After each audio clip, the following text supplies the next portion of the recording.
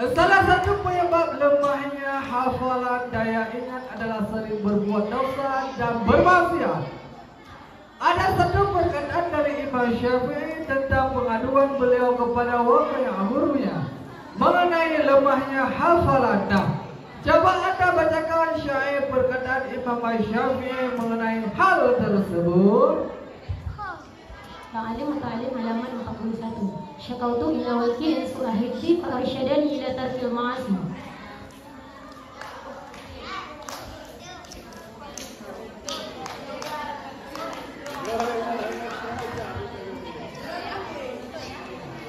Bagaimana kemudahan hakim? Yang mulia dan yang bijaksana.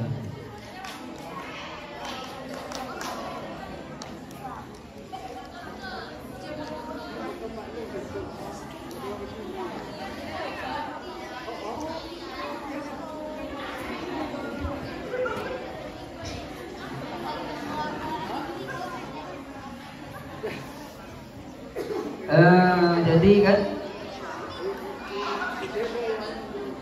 Hana habis dah wah. Tahu. Ini buat kita sisi nan nak jawapan ni yang iu betul. Ya yuk. Betul. Ya yuk betul. Betul. Betul. Mana bukti? Coba lihat bukti dulu. Yang betul bukti. Mana sini kembali. Betul.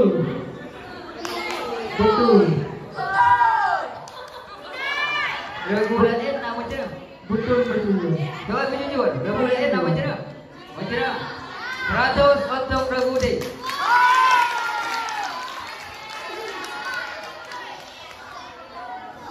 Soal yang ketiga, hadis matruk adalah hadis yang perawinya salah, pewarinya satu penyendiri, dan mereka sepakat atas kelemahannya sehingga ia bertolak. Bacakanlah satu bait nazam Bayquni yang menyatakan hal demikian. Matrukuhu mawahidun bilhab wa ajma'u lidakhihi fahuwa karam.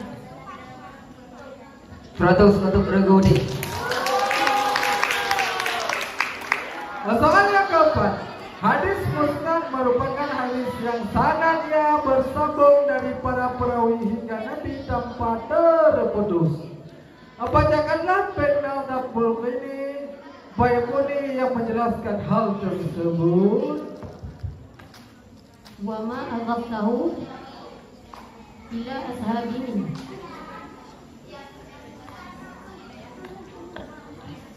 Diperebutkan. Regula dipersilakan. Al-musnadu muttasilu isnadi min rawihi hatta Mustafa walam yabi. 50 untuk regula. Soal yang kelima, bagaimana cara mentaklifkan lafaz inna dan anna bila masuk di belakang PA? Apabila inna dibaca in, apabila anna dibaca an. 100 untuk regulator. Soal yang keenam, apakah perbedaan efek samping bimbang pada perkara dunia dengan berbimbang dengan perkara akhirat dalam hati para penuntut ilmu? Bimbang terhadap perkara dunia dapat membuat dalam hati,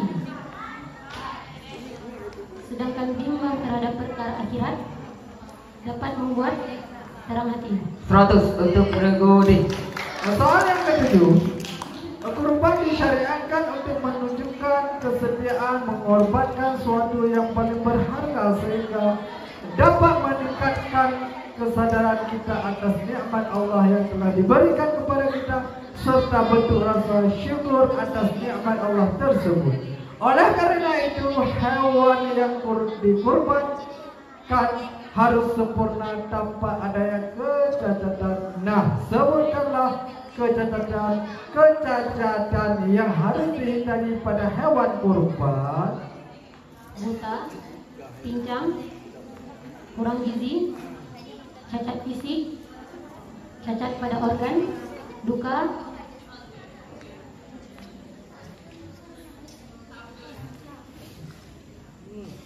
buta, Regude menjawab kami bate. sakit, Hanali kami bate. Buta, pincang, kurang gizi, cacat fisik, luka, cacat pada organ, tingkai sakit. 75 untuk Regude. Soalan ke-8.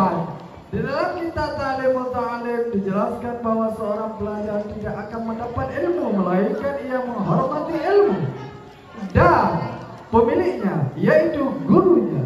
Dan musannif menyebut etika pada saja yang harus dilakukan seorang pelajar terhadap gurunya.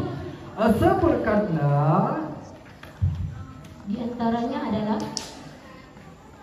tidak duduk di tempat duduk gurunya, tidak banyak bicara di sisi gurunya, tidak memulai percakapan dengan gurunya kecuali atas izinnya, menjaga jarak tempat duduk dan tidak duduk di tempat duduk gurunya. Regude membalik ke jauh, tapi sempurna maka sertu ke Regude. Soalan ke-9. Salah satu ciri Soalan ke-9.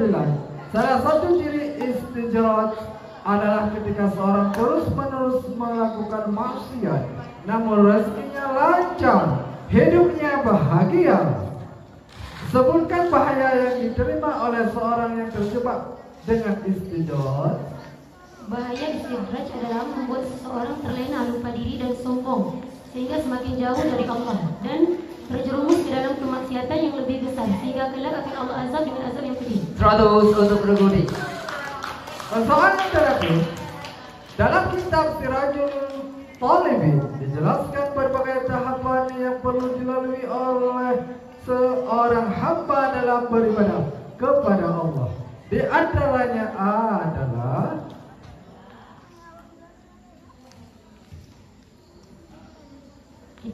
Kitab ini membahas tentang tasawuf dan akhlak. Diperebutkan. Regu A dipersilahkan. Seperti tahapan ilmu, taubat menaklukkan penghalang, menghadapi rintangan, motivasi, perusak ibadah, serta memuji dan bersyukur kepada Allah. 50 untuk Regu C. Regu A. Regu A. Dan tulen. Arab kembali. Dengan berakhirnya soal yang ke-10 tadi, maka berakhirlah babak pemerataan untuk Regu D. Dan akan dilanjutkan dengan soal rebutan.